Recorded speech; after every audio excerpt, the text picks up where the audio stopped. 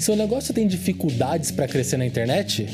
Saiba que existe uma solução eficaz capaz de impulsionar suas vendas, atrair clientes e transformar sua presença no universo online. No TV Cam, na entrevista de hoje, convidamos você para uma conversa imperdível sobre tráfego pago.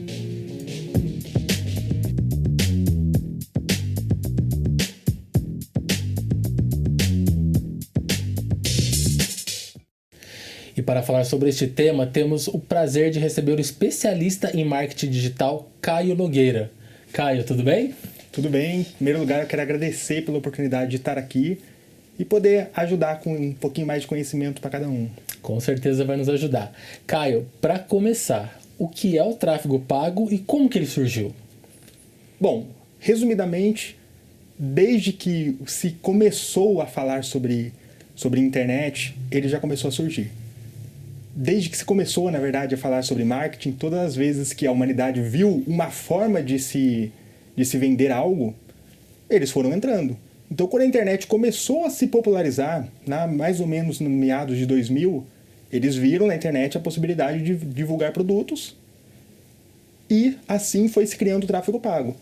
Já era uma coisa que existia, a televisão já fazia isso, a gente pode dizer que, por exemplo, que a televisão ela fazia uma gestão de tráfego e ela vendia um tráfego pago, só que para uma mídia diferente do que nós temos hoje.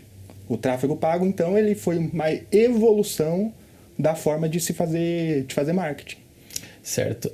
Nós escutamos muito a questão de tráfego pago, tráfego orgânico. Qual que é a diferença, na verdade, entre esses dois? Resumidamente é o seguinte, tráfego pago, você paga para aparecer. Resumidamente é isso. As plataformas elas têm as regras, elas fazem de uma certa forma que quem colocar um produto melhor, de uma forma melhor apresentável e colocar mais dinheiro, vai aparecer mais. Acabou. Tráfego orgânico não. Tráfego orgânico é plataforma mostrando seu conteúdo de forma gratuita. Por isso que existem influenciadores, por isso que existe tanta gente que gera conteúdo que tem que ser um conteúdo de valor. Nem que seja um conteúdo que seja para ensinar algo, ou um conteúdo engraçado, que as pessoas querem ver para dar risada, para distrair, etc. E por que as plataformas mostram isso de forma gratuita? Porque quanto mais tempo elas percebem que o seu conteúdo faz com que as pessoas fiquem presas nela, mais ela vai mostrar. Então por isso que às vezes você vê, tal pessoa, tal vídeo estourou na internet. Por quê? O algoritmo da plataforma entendeu que todo mundo que entrou naquele vídeo, assistiu, comentou, deu like, é igual no YouTube, né? Todo mundo fala, dá um like aqui, compartilha, comenta. Por quê? Se está mostrando para as pessoas e as pessoas estão comentando sobre e estão gostando do que estão vendo, ela vai mostrar para mais pessoas gostarem daquele conteúdo e ficarem ali, entendeu? Então, o que é o tráfego orgânico? Você fazer um conteúdo de valor, subentendido, muitas vezes você está vendendo algum produto, alguma coisa, mas não pode parecer ser marketing, né? E com isso, fazer com que você tenha um alcance gigante sem pagar por isso. Certo. Atualmente, a gente vê muito falar dentro do marketing, a questão do tráfego pago. Por que ela se tornou tão importante para as empresas, por exemplo? Bom, vamos pegar um exemplo da Coca-Cola. Por que a Coca-Cola continua fazendo marketing? Ela investe milhões em TV, investe milhões em outdoors, investe milhões na internet. E todo mundo conhece Coca-Cola. Mas no marketing existe assim uma máxima. Quem não aparece não vende. Se a Coca-Cola parar hoje, com todas as campanhas, ela vai continuar vendendo a mesma coisa. No médio prazo, ela vai começar a vender menos. No longo prazo, ela vai ser esquecida. Porque outros produtos vão ficar se mostrando, ela não, as pessoas vão mudar a forma que elas consomem aquele produto. Então, resumidamente quem não aparece não vende. Por que o tráfego pago é interessante? Ele não substitui. Muitas pessoas falam assim, não, a mídia física sumiu, a mídia física morreu, não, o panfleto não dá certo mais. Mentira. O tráfego pago ele fez uma forma de você entregar o conteúdo para as pessoas certas, quando você faz uma campanha bem elaborada, por um custo muito menor. Então você aparece para muito mais gente por um valor muito menor. Em contrapartida, não substitui. Se a pessoa ela investir só em tráfego pago, ela vai ganhar dinheiro. A empresa dela vai prosperar. Se ela contratar um bom gestor, fazer um bom conteúdo, vender um bom produto num preço equivalente àquilo, ela vai prosperar. Mas o fato dela deixar de fazer outras mídias por conta do tráfego pago, ela está deixando muito dinheiro na mesa. Entendi. E quais são os principais desafios que essas empresas encontram, principalmente as de pequeno e médio porte, para implementar essa estratégia de tráfego pago? Olha, geralmente o maior problema está nos donos. Por quê? Muitas vezes o dono vê como se fosse gasto. Antigamente, a pessoa ela conseguia ver o produto, né? Ela falava assim, vou fazer panfleto. Ela via, chegava lá na empresa, um pacote gigante de panfleto. Não, vou fazer um outdoor. Ela via, ela passava com o carro e falava, o outdoor da minha empresa. Mas no digital não existe esse produto físico. Então o cara, ele vai lá e começa a olhar, calma aí, estou gastando X, estou gastando Y, estou gastando Z. E o outro problema, as pessoas pensam que de começo já existe uma correlação de quanto você vai investir para o quanto você vai ter de retorno. Depois que você faz por meses, às vezes até anos, mas vamos colocar ali, a partir de 6 meses, você começa a entender que a cada X que você investiu, você vendeu Y. Então, você vai colocar 2X para verificar se esse 2X vai virar 2Y. E assim vai. Mas a maioria desiste com 2, 3 meses porque, eu investi R$200, pensei que ia vender 50 mil, então esse negócio não funciona. Certo, dá para imaginar mesmo como que isso ocorre. Caio, você falou um pouco para nós agora sobre o conceito, né, da questão do tráfego pago, indo para a parte um pouco mais prática da questão. Quais são as principais plataformas, por exemplo, que eu poderia criar um anúncio? Tudo depende do produto. As principais, pode-se dizer que são o Meta, né, que engloba Facebook, Instagram e WhatsApp.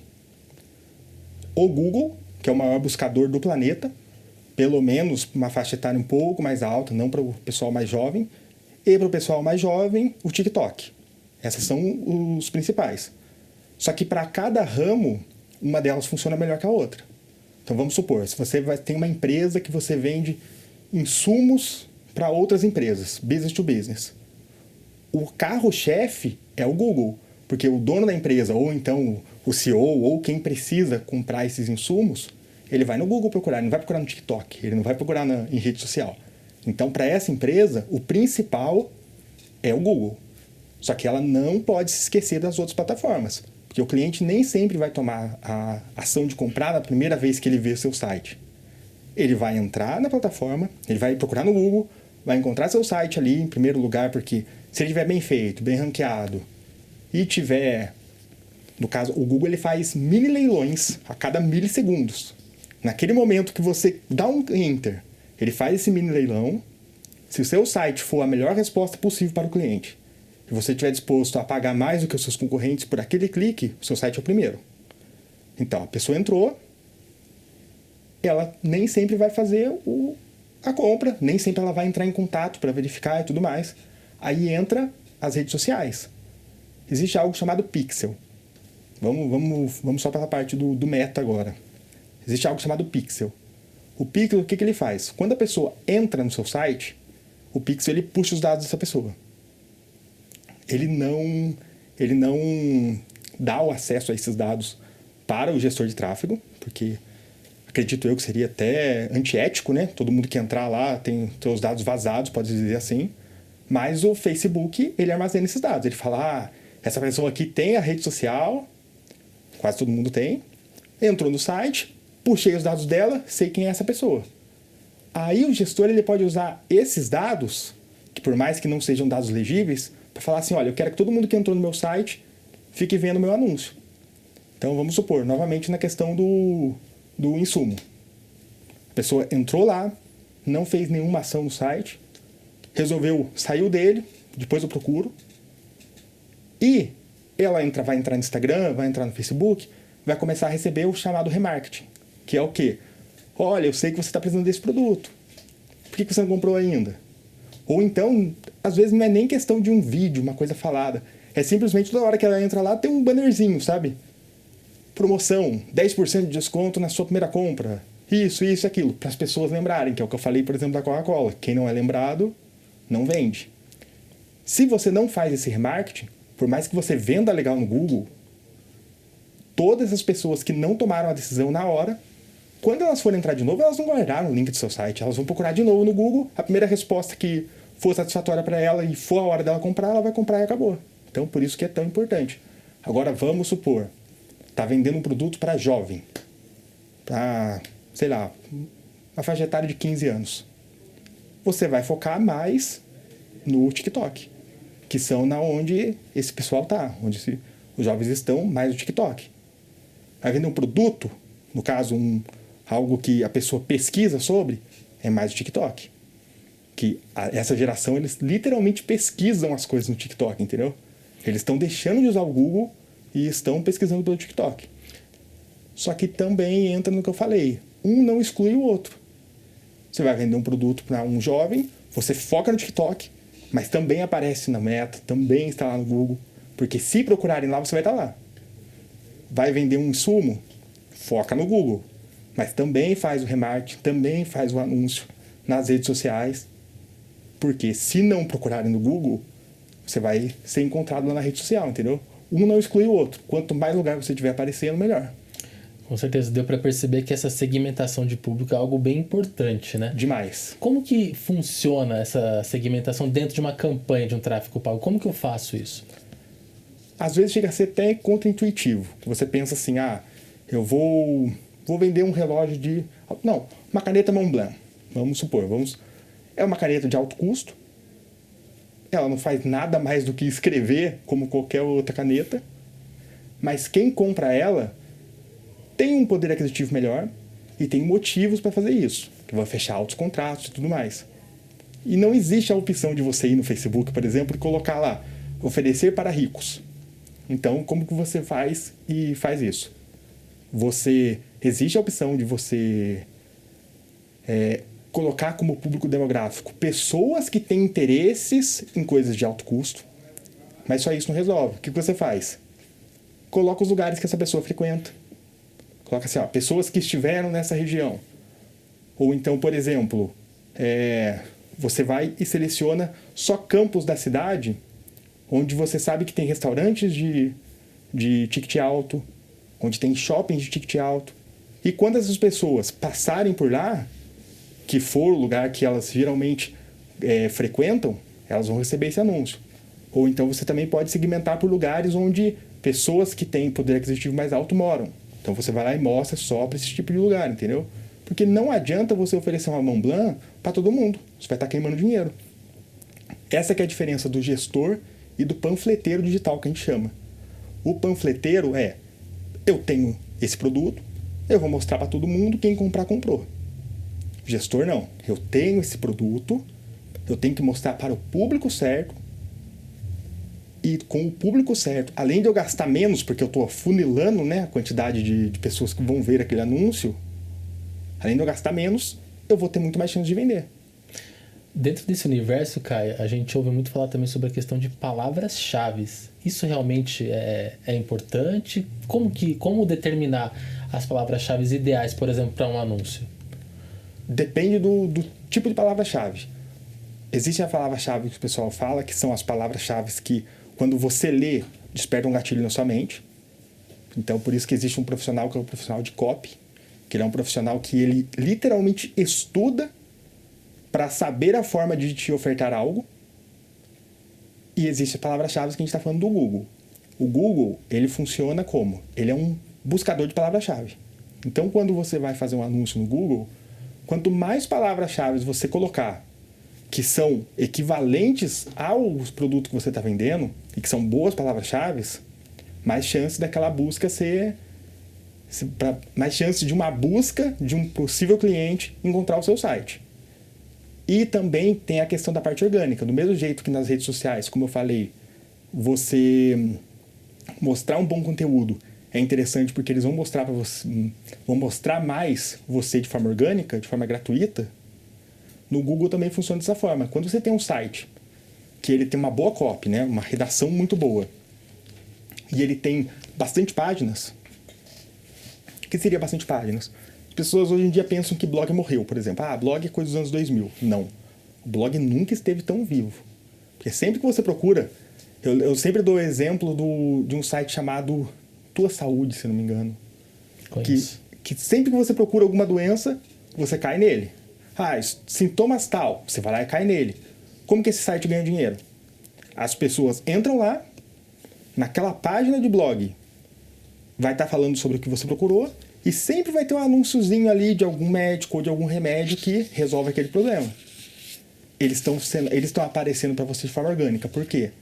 Porque o Google ele quer dar a melhor resposta para o cliente. Ele já está perdendo espaço para o TikTok. Porque hoje pode não ser um problema, mas essa geração de hoje, ela vai crescer. E a nova geração possivelmente vai entrar via TikTok também. Então, o que hoje é só uma faixa etária, daqui a alguns anos serão 2 faixas etárias, 3 faixas etárias, 4 faixas etárias, até que eles percam o caminho. Então, o que o Google está fazendo? Eu vou priorizar a qualidade das pesquisas, para que eu sempre dê o melhor resultado para aquela pergunta. Então, quando você tem um site, um blog, por exemplo, igual a Tua Saúde, que abrange muitas palavras-chave, porque existem muito conteúdo escrito ali, a chance de seu site aparecer em primeiro lugar de forma orgânica, ele é maior. Tanto porque é isso que a gente chama de SEO, que é com SEO, Search Engine Optimization, que é uma forma de você otimizar a busca. Você ajuda o Google a mostrar o seu site. Isso não só no front-end, que é o que o cliente vê, né? O que a pessoa que está acessando consegue ler. Por trás também você vai lá e cria as palavras-chave que as pessoas não veem, mas que ajudam o Google a entregar o conteúdo para quando as pessoas pesquisam. Então, é um ajudando o outro, sabe? Você faz o melhor serviço possível e o Google fala, beleza, isso aqui está perfeito, para 90% de quem procurar, por exemplo, aquilo lá, eu vou dar essa resposta porque eu estou vendo que essa resposta as pessoas estão gostando. Certo, deu para a gente entender que é um conjunto Sim. de ferramentas ali, você trabalhando no blog, trabalhando na questão do tráfego pago em si. Isso. E como que a gente determina um orçamento adequado para investir numa campanha de tráfego pago, por exemplo? Bom, aí vai depender do poder aquisitivo da empresa, né? Quanto a empresa... Porque, assim, geralmente as empresas elas têm uma porcentagem mensal que elas vão investir em cada área. Então, vamos supor, 10% vai ser destinado a marketing no geral. Desses 10%, colocam lá, por exemplo, 50% vai ser destinado ao tráfego pago. Mas, como eu disse, não existe como fazer uma correlação antes de testar. Então, por exemplo, se um cliente chega até mim e fala, quanto que eu vou vender se eu colocar X? Eu falo, não sei. Primeiro a gente tem que testar. Mas e se eu perder dinheiro? Todo investimento, a partir do momento que a pessoa abre uma empresa, ela não sabe que ela vai prosperar. Todo investimento tem risco. Você vai investir na bolsa de valores, tem risco. Você vai colocar em uma ação que nunca caiu, ela pode cair. Você vai fazer um panfleto, pode não vender nada. Você vai colocar um banner, pode não vender nada. Em contrapartida, pode não vender. Agora, se você não aparecer para ninguém, aí é certeza que você não vai vender. Sem dúvidas. Cara, quem trabalha com tráfego pago e com marketing digital no geral, costuma trabalhar muito com uma métrica chamada ROI. O que isso significa? É uma sigla em inglês que é Return of Investment, que é basicamente o retorno do investimento. Que daí é o que também estava falando. Depois de alguns meses, ou talvez pode chegar até perto de anos, você consegue determinar um ROI específico. O que seria o ROI? Eu estou investindo 10 mil reais por mês e eu estou fazendo acompanhamento. Com lojas virtuais é mais fácil, porque é automático, entendeu? A loja virtual, se ela estiver bem programada, tudo certinho também com as plataformas de tráfego, elas vão, toda venda que ela fizer por um link que foi acessado por aquele anúncio, ele já joga na plataforma de marketing, na plataforma de ADS, né, que nós chamamos, e já coloca lá, vendeu 500 reais desse link, vendeu 1.000 reais agora desse acesso, vendeu 2.000 desse acesso, e ele já faz esse ROI automaticamente. Eu gastei 2.000 reais em tráfego, esses 2.000 me venderam 50 mil. Aí você vê, faz o ROI disso. Para fazer uma conta mais simples, se eu investir 2.000 e eu vendi 20 mil, o meu retorno de investimento sobre apenas o tráfego, ele é de 10 vezes. Então, o retorno de investimento foi de 10 vezes. Se você quiser fazer um ROI mais apurado, aí você tem que colocar o custo para verificar o lucro real e saber, porque às vezes a pessoa ela fica ludibriada pelos números, né? Fala, nossa, eu coloquei 2 mil, eu vendi 20 mil. Ok. Só que daí ela teve 18 mil de gasto daqueles 20 mil que ela vendeu. Então o ROI dela foi zero, porque ela investiu 2 mil, teve 2 mil de lucro real, e ficou zerado. Agora, quando não é loja virtual, aí o ROI é um pouco mais complexo de ser trabalhado, porque daí tem que ser feito na mão, literalmente. A pessoa, geralmente eles pegam um WhatsApp separado, né? Para saber todos os clientes que entraram ali. Quando a venda é mais tete a tete, que é uma venda no WhatsApp, eles têm que marcar, olha, esse cliente aqui que chegou pelo tráfego, ele foi e comprou tal coisa. E vai fazendo em planilha mesmo, que geralmente é feito. Vai planilhando isso, chega no final da semana, no final do mês, tudo mais, pega ali e fala, olha, vendi tanto de tráfego, gastei tanto, o meu ROI foi esse, ou positivo ou negativo. Entendi. Existe algumas outras métricas que também sejam importantes? O trabalho de um gestor em si, ele é todo envolto de métricas, entendeu? Todas as métricas são importantes. Por exemplo, eu vou dar um exemplo de uma vez que eu fui fazer tráfego para uma agência de empregos. Mas não é uma agência de empregos normal, que é onde pessoas contratam eles para encontrar talentos. Era o contrário. Pessoas contratavam eles para eles serem treinados, né? Como conseguir um emprego, o que falar na hora da entrevista e tudo mais. E o que eles perceberam? Perceberam que quase todo o interesse era de mulheres. Quase todo mundo que chegava de forma orgânica ou mesmo de forma paga eram mulheres. E elas falaram para mim, olha, vamos focar só em mulher. Eu falei, calma, ainda não. A gente ainda não tem dados. Vocês sabem que do jeito que está agora, antes da gente ter alguns meses de tráfego, são mulheres que têm mais interesse. Mas a gente tem que testar o público masculino. O que a gente descobriu? As mulheres nesse ramo tinham muito mais interesse, mas elas dificilmente fechavam. E os homens que chegavam eram poucos, mas a conversão era quase 100%. Quase todos os homens que decidiam chegar e conversar com elas, fechavam. Então foi o contrário, foi contra-intuitivo, entendeu? Nós pegamos uma métrica, que é uma métrica de contato, que não é venda, pode ter 1 milhão de contatos, se não vender não serve de nada. Vimos que não foi o esperado, mas como nós testamos o público masculino, a gente viu que compensava mais investir neles. Aí o que foi feito?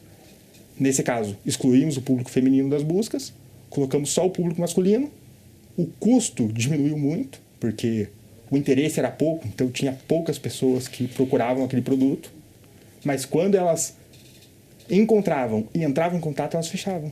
Então, essa é uma das métricas. Aí depois você consegue analisar com o tempo, idade, por exemplo. Esse produto aqui só tem realmente uma conversão legal de um público 40 para cima. Se você não tem dinheiro se você tem investimento suficiente para poder mostrar para todo mundo, não tem problema. Mas quando você não tem um cheque em branco, esse público 40 menos também compra, mas é bem menos, vamos focar no 40 mais. Porque dali o custo por clique vai ser menor, nós vamos gastar menos dinheiro, ou então a gente pode até investir a mesma quantidade de dinheiro. Não gosto nem de falar de gastar, né? Investir. A gente pode investir a mesma quantidade, só que vai encontrar muito mais pessoas com probabilidade de comprar do que estava sendo usado antes. Então, tudo faz sentido. A faixa etária, o sexo, né? Masculino ou feminino, o local que a pessoa mora, as coisas que ela gosta, tudo, literalmente, tudo. Tudo que molda o caráter de um ser humano, tudo que é um ser humano é utilizado como métrica para se fazer o tráfego. Nessa hora tudo conta, né, Caio? Tudo. Uma dúvida, Caio. Se eu tenho um anúncio e eu percebo que ele não está performando bem, eu consigo fazer alteração nesse anúncio que eu consegue. Qual que é um dos erros que muitos gestores cometem?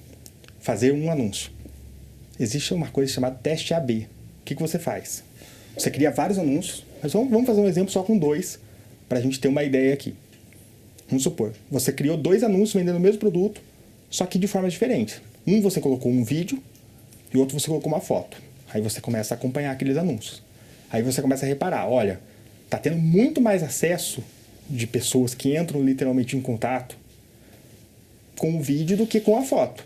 Então, o que você faz? Você continua, deixa o vídeo rodando, para o anúncio que é a foto e coloca um outro anúncio no lugar. E você vai fazendo essa comparação sempre, para ver qual que vai ser melhor. Quando encontrar um outro vídeo, por exemplo, que converta mais do que o vídeo anterior, aí você para o vídeo anterior, coloca um outro e vai novamente nivelando. Porque assim você vai aumentando cada vez mais, entendeu? Quanto mais você fizer isso, e isso eu dei exemplo com 2. O certo mesmo é você fazer o exemplo com 5, 6. Tem pessoas que modificam a página, por exemplo, a página de destino. Uma vez até um professor meu, ele falou que ele tinha uma página de destino, que o botão de compra ele era azul. Aí ele resolveu fazer um teste AB. Copiou a página e colocou, fez um anúncio igualzinho, só que colocou o botão de compra verde. Converteu uma coisa de 20, 25%, não lembro exatamente, a mais, por conta da cor do botão. Então o que ele fez? Ele manteve essa daí, derrubou a outra página e fez modificações, outro tipo de modificações, para ver se conseguia um resultado melhor ainda do que ele já tinha conseguido só com a troca do botão. Agora, sobre esse negócio de, por exemplo, editar o anúncio, tudo depende. O Facebook, alguns anúncios que você coloca, ele fica como fase de aprendizado. O que seria isso? O próprio Facebook fala, olha, não mexa, porque a gente está entendendo quem é o público-alvo para que nós comecemos a mostrar para ele. Então, no começo, enquanto estiver em fase de aprendizado, não vai dar resultado. Basicamente, eles falam isso, não vai dar resultado. Só depois, daí eles determinam assim, por exemplo, depois de 50 cliques no anúncio, que a gente vai determinar quem é o público e começar a mostrar para esse público, entendeu? Então, a gente tem que tomar cuidado com o dedinho nervoso. Colocou lá, passou 10 horas, não vendeu nada, não, vamos mexer aqui, vamos alterar aqui, não. É uma coisa que tem que ter paciência, tem que ter calma, não pode ter medo de perder dinheiro, porque é investir o dinheiro, não é perder, entendeu? Então, o começo é justamente para aprender quem é o seu público e ir refinando ele cada vez mais, para que no longo prazo, sim, você comece a ganhar muito dinheiro. De fato, é um laboratório, né, Caio? Testes, teste em cima de teste a todo momento, a toda hora. E, assim, você não pode ficar modificando o anúncio toda hora, mas quanto mais anúncios você puder subir com variantes diferentes, mais rápido fica esse teste. Só que mais caro também fica o teste, porque cada anúncio é um valor diferente, né? Sem dúvidas. Caio, nós vamos continuar a nossa conversa, tá bom? Perfeito. O TV Câmara Entrevista vai para uma breve pausa e logo mais voltaremos para dar sequência à nossa conversa. Não saia daí.